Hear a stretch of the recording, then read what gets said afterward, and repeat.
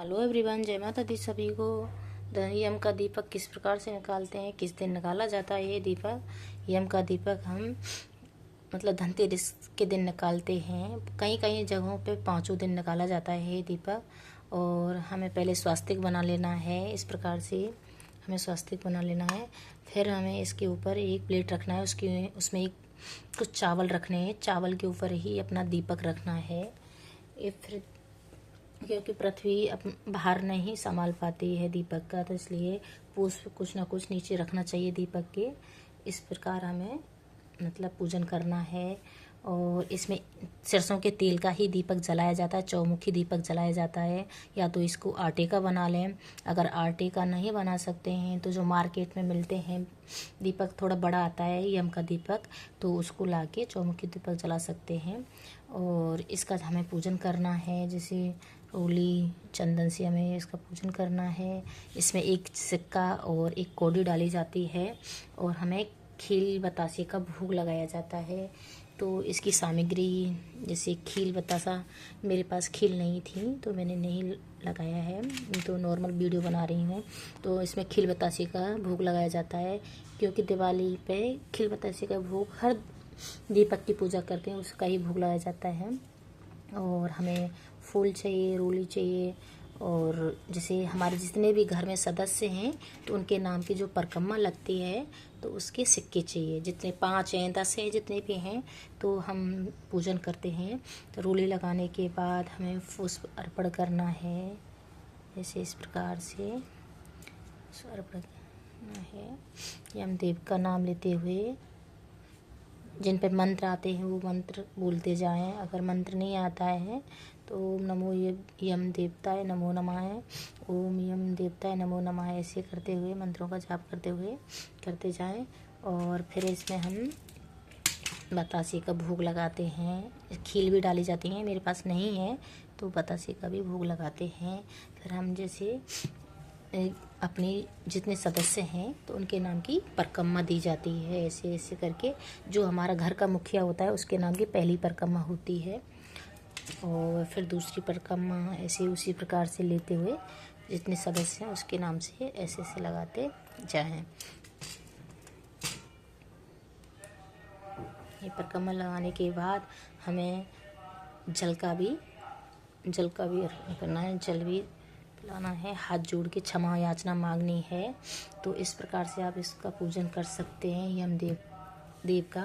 बहुत लोग घर के अंदर ही इसको प्रज्वलित करते हैं, मैं तो नहीं करती हूँ। ये यम का दीप वैसे घर के अंदर नहीं जलाया जाता है, और इसको हम बाहर ही जलाते हैं, जो गेट के बाहर जलाते हैं बहुत लोग। या बहुत लोग ऐसे होते हैं कि गेट अपने घर से बाहर थोड़ी दूरी पर जलाया जाता है। तो जिनके पास जैसे फ्लैट है या कुछ नहीं है जगह उनके पास, तो फ्लैट के जो घर गेट मेन गेट होता है उसके बाहर जाके जला लें। पर वो दीपक जैसे सारा परिवार सोने के बाद ही जला जाता है। बहुत जगहों पे प्रदोष काल में भी जलाते हैं। तो ये यम का दीपक इसको देखा नहीं जाता है। जैसे घर के सदस्य हैं बाहर घूम रहे हैं और यम का दीपक जल रहा है, इसलिए इसको देखा नहीं जाता है। तो ये सोने के बाद ही सोते टाइम ही जलाएं। जैसे सारा काम घर का किचन का खाना पीना हो जाए, अब हमें सोने जाना है तो उस टाइम इस दीपक को प्रज्वलित करें। और ये दक्षिण दिशा की तरफ ही जलाया जाता है। और फिर इसके जैसे फूल हैं और चावल, जैसे प्लेट है, इसी प्लेट को बाहर जला के, और इसको इसको देखा भी नहीं जाता है, जो जला के फिर इसको पीछे की तरफ नहीं मुड़ के देखा जाता है। तो इस प्रकार से आप मुड़ के ना देखें और यम का दीपक बच्चे या किसी को फिर बाहर भी ना जाने दें। तो यम का दीपक ऐसे इसी प्रकार से जलाया जाता है। और बहुत लोगों की धारणा होती है प्रदोष काल में ही जला देते हैं। ये अपने अपने प्रांत का एक हिस्सा होता है। जो बुजुर्ग लोग होते हैं उनको पूछ लें कि हमें किस टाइम जलाना है। जैसे बुजुर्ग लोग शुरू से जलाते आए हैं, वो किस प्रकार से जलाते हैं, तो उनको पूछ के ही जलाएं। तो ये नहीं है, अगर पहली बार जला रहे हैं तो अपने जैसे सारा काम करने के बाद ही जलाएं। और ये सोते टाइम ही जलाए, जिससे कोई यम का दीप ना देख पाए। तो ये प्रज्वलित होता है। इसमें इसको जो भी कौड़े, ये सिक्के हैं, इसको मंदिर में दान कर दें या किसी को दे दें, पर ये घर के अंदर नहीं रखे जाते हैं, इस बात का भी ध्यान रखें। और ये चावल है, पक्षियों को डाल दें या न किसी को, गाय वाले को या किसी को दे दें। और जो कौड़ी है और ये सिक्का भी मंदिर में चढ़ा दें, और ये कौड़ी है ये गमले में दबा दें जाके।